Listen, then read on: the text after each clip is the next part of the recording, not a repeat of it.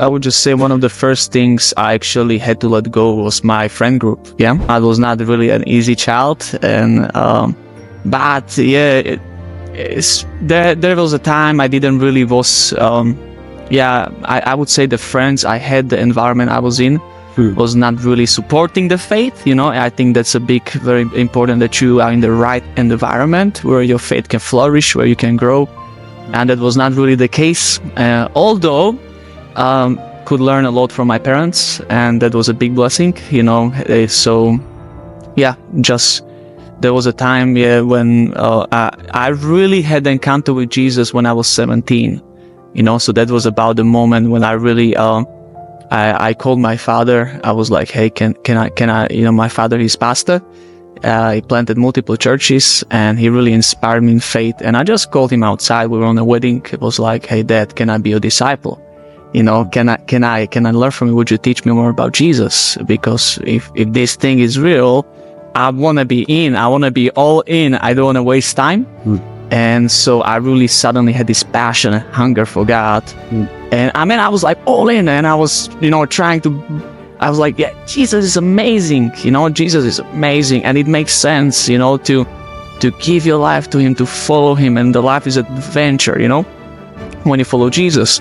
But then I was trying to bring all of my friends outside of the church, to bring them to church. And they came to church and realized like, oh, I'm not sure if I want to be part of this. Well, if you said Jesus is amazing, why the church is boring? So going back for a few seconds, there was a time, let's say at the age of 17, that you were passionate for Christ. And I think there's a lot of young people who do feel the need of God, in their lives. But when that need is not met in a right way, what happens is that those people then look for other things in other places, and that could be clubs, or that could be drugs, or that could be wrong associations, or it could be wrong relationships, and so forth and so on. So, coming from what you have experienced and your perspective, what advice you want to give to the young people when they are feeling that there's two voices, like one is the pull of the world and one is the pull of the Lord. So what advice would you give them? I would just say one of the first things I actually had to let go was my friend group. And that didn't really have that is a bit hard, or it's a bit hard. That is a hard pill to swallow for many young people. When they say, my friends are not really instead of me influencing them, I'm being influenced. And that's a sign that probably you are not in the right environment. So the first advice would be, to be in the right associations, to be with the right people. Be with it. And you get into companies, and as a young person, it's so hard to give that up.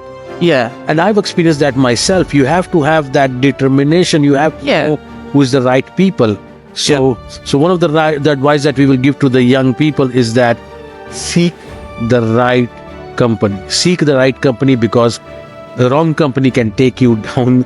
And inside, people will know that this is not the right people. They just have to have that determination to take that. Preacher. Come on, it's so good. So good.